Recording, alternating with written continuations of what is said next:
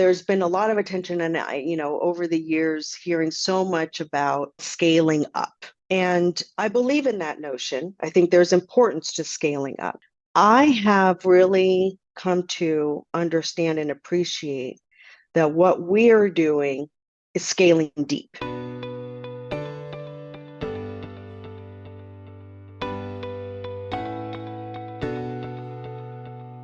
Welcome to The Measure. I'm your host, Leon Andrews, President and CEO of Equal Measure. At Equal Measure, we help foundations, nonprofits, and public entities advance social justice through evaluation, strategy, and communications. On The Measure, you'll hear conversations with leaders and practitioners about their social change and how to support more equitable communities through place-based systems change and centering racial equity. Today, we are joined by Amanda Navarro. Amanda is the Executive Director of the Convergence Partnership, a funder collaborative that works to align the power of people and philanthropy toward racial justice for health equity. And she is also a board member of Equal Measure. Welcome, Amanda. Hi, Leon. So great to join you today. Looking forward to our conversation. At Equal Measure, we spend a lot of time trying to understand place, history, and context. We feel that matters as we seek to do the work of transforming systems. And so I'd love to hear you share with our audience your personal experience as you think about how place has influenced your life's journey. Yes. So I am a third generation Mexican American from El Paso, Texas. I come from a family of advocates and public servants. And early in my childhood, my parents really instilled in me a great sense of service to community and place. I grew up in a very large Mexican family. So I just remember my childhood with my house, my grandmother's house being filled with family members and growing up with this incredible sense of home. And that for me, home has become a place where family is, but more importantly, a place where you can feel safe and secure.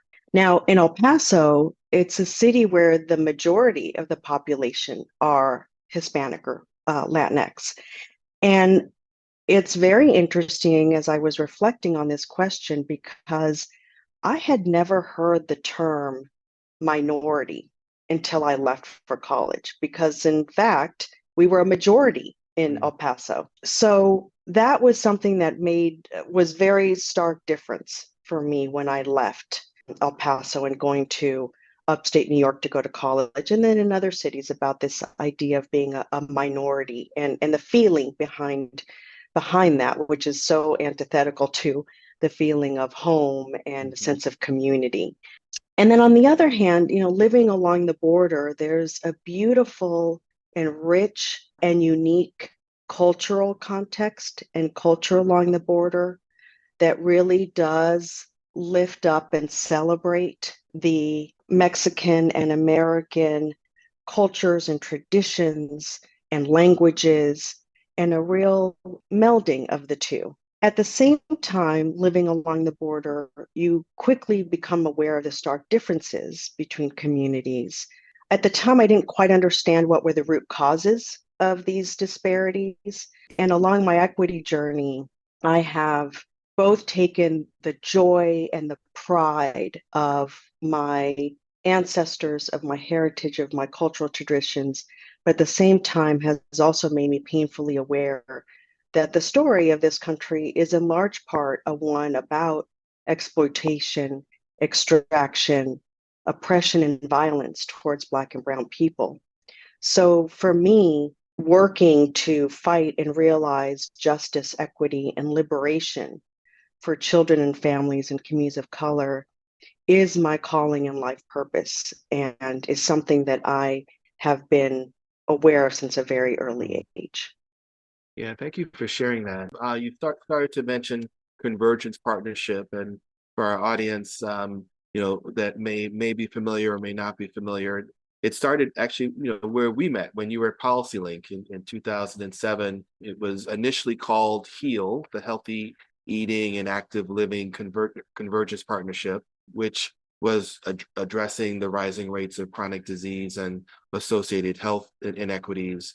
But fast forward now to 2019, and the partnership began to center racial equity more deeply in its work.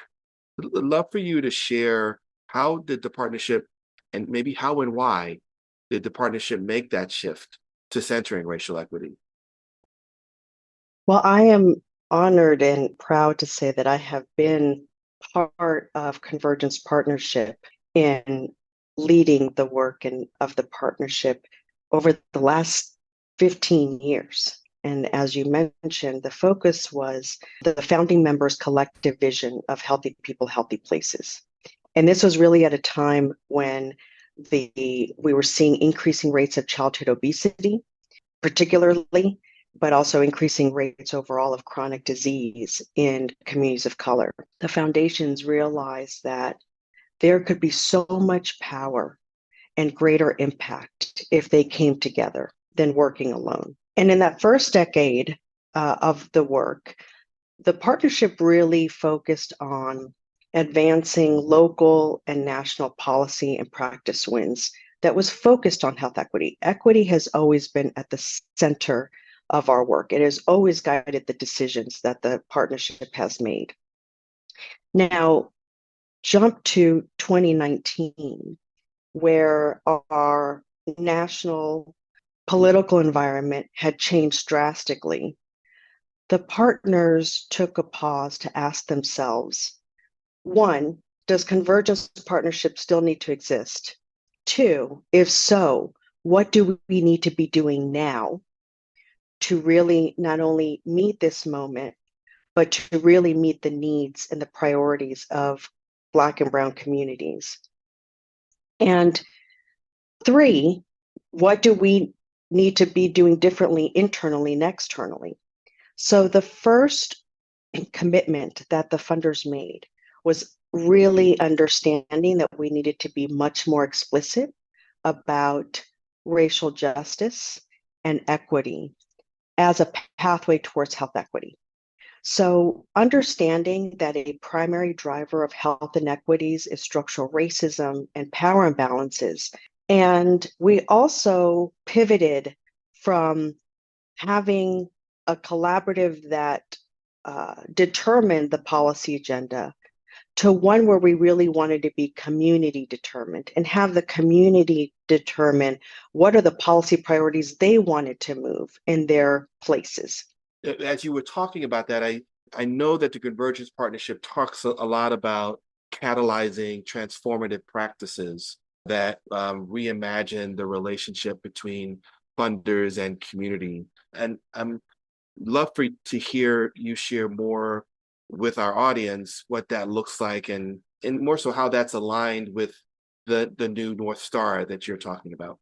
Well, overall, we are now have centered our work across three strategies, and our ultimate goal is to grow civic, economic, and narrative power. The partnership has strategically focused its efforts on investing in people power, in advancing narrative shifts, and in continuing to ignite transformation in philanthropy as part of a 10-year strategy in our North Star vision of racial justice and health equity. And so those three strategies we also see as very interconnected. So we really want to work at the intersection, and particularly in place, when we really get to see how stories galvanize the political will, right, in place, and can change hearts and minds of people, of elected officials.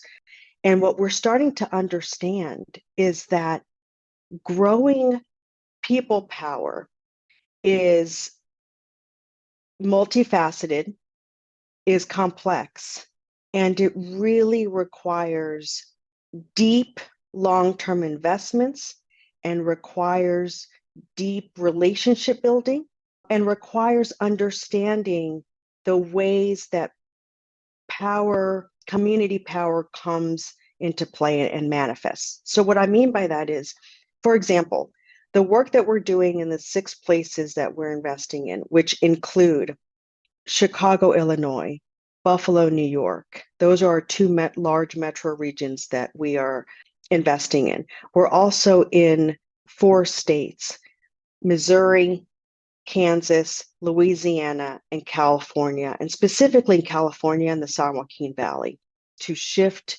towards a more progressive governance and agenda in places that really support all children and communities.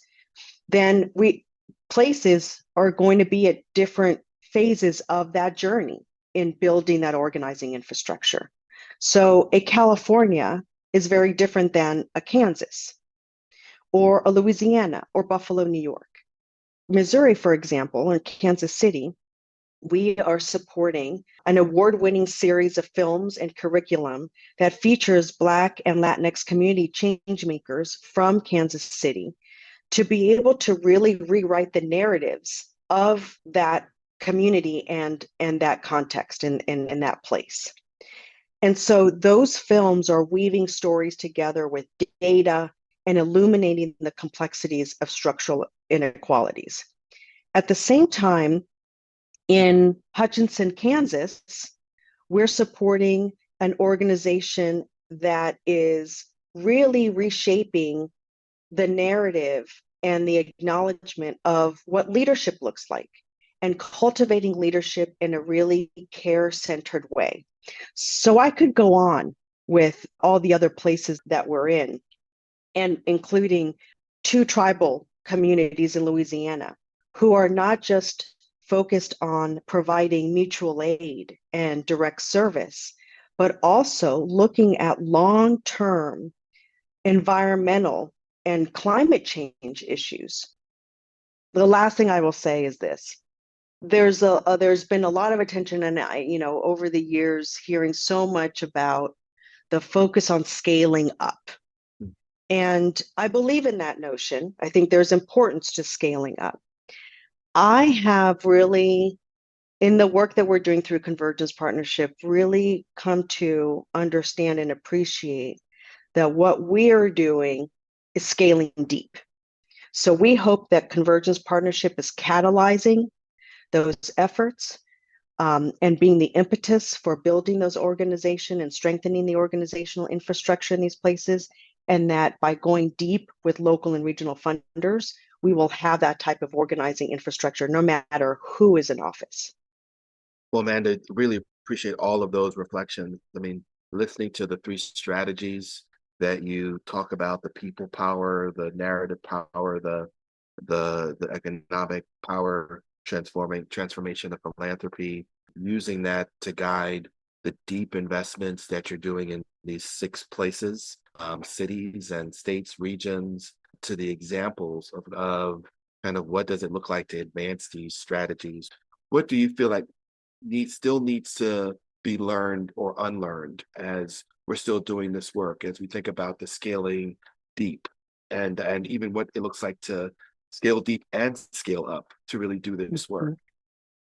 Yeah, I think where we are seeing the journey continue and the transformation of philanthropy is one in disrupting and breaking out of those conventional grant-making norms. So even Convergence Partnership really transformed its practices in that we removed any formal application process. We had asked our local funder partners to submit a letter of intent on behalf of the grassroots organization so that they did not have to worry about submitting any paperwork. We've also done away with any reporting requirements. And instead, we offer to support the production of a podcast in lieu of any narrative or written reports. And that was very intentional. And at least with, the podcast, we really felt like this was something that was mutually beneficial. We would get to hear straight from the mouths of our grassroots partners. And we also could give them something that they could use as collateral material so that they can share in their own voice the success and the challenges of the work they're doing in places. And that's been very successful. We've already completed 1 season of our podcast, and we're actually in production for season 2 with our grantees. So constantly asking ourselves, where do we need to disrupt? I'm been so honored to have partnered with Decolonizing Wealth Project, and we have the partnership has brought on Decolonizing Wealth Project, which is a national organization that supports investments in social movements and racial healing. So much of this work, what does power building look like in place? What does narrative change and narrative power building look like in place nationally? What does reparative philanthropy look like? So if we can begin to highlight those tangible ways of operating, for me, that would be success. Thank you. And I imagine there might be days, when you're doing this work and over the journey of Convergence Partnership, where you might have been in that space where you feel like it seems overwhelming. But I wanted to end with our audience hearing how you reflect on what continues to give you hope as you're doing this work. Yeah, really good question. It's really hard some days. And I guess I would respond by saying two things. One is, to me, hope is a practice. It's a discipline. And finding hope and joy in whether it's in personal spaces or professional spaces is so important. Whether it's with your family members or friends, finding ways to celebrate hope and joy and taking the time to do that. But it again, it's an active practice. Where I find great hope is with our grant partners.